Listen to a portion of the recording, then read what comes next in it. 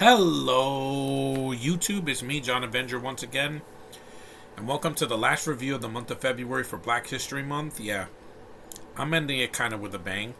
It's a 2018 action thriller dramatic movie directed by James McTeague and starring Gabrielle Union. She's as black as they come.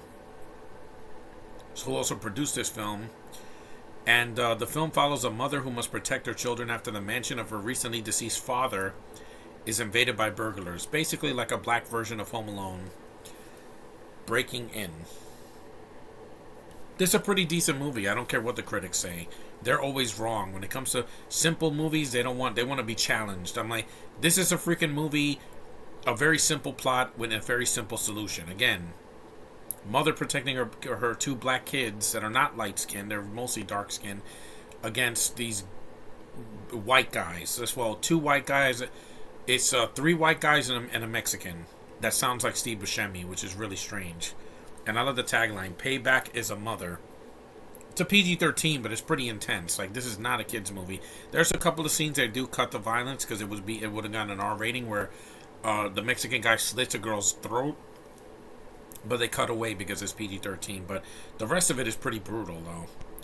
It's 88 minutes long. It's incredibly short, so you do not have to see too much. It's only 88 minutes long. It's a lot shorter than The Intruder. The Intruder, Josh, is a way worse movie than this because that movie was laughable.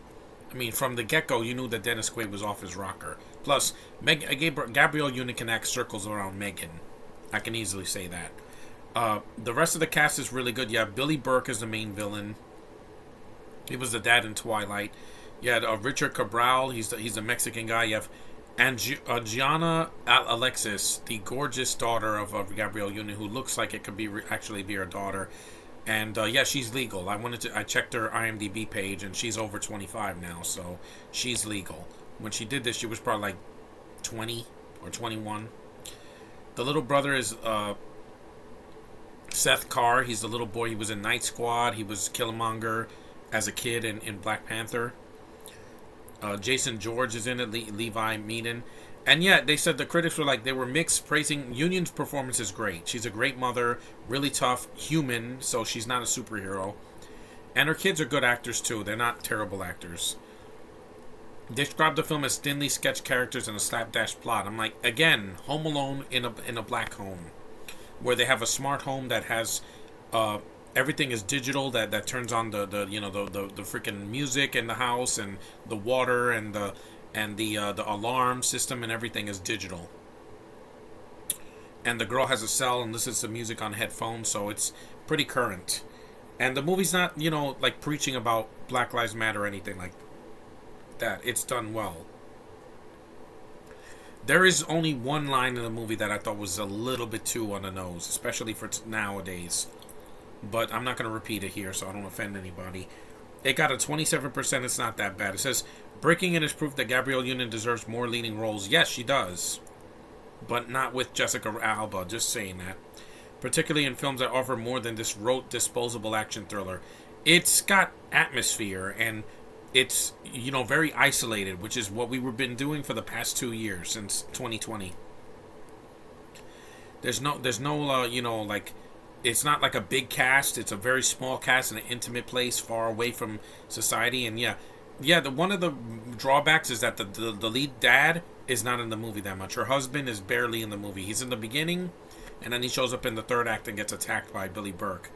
But it still has blood in it. It's still violent. It's not a kid's movie. The kids are always in danger, running away. It's no masterpiece, but compared to other movies I've seen, like I said, The Intruder and The Purge and all these other movies where they break into a house, it's not as bad as that. At least it knows what it is, and it didn't become a franchise. It made about $51 million on a budget of 12.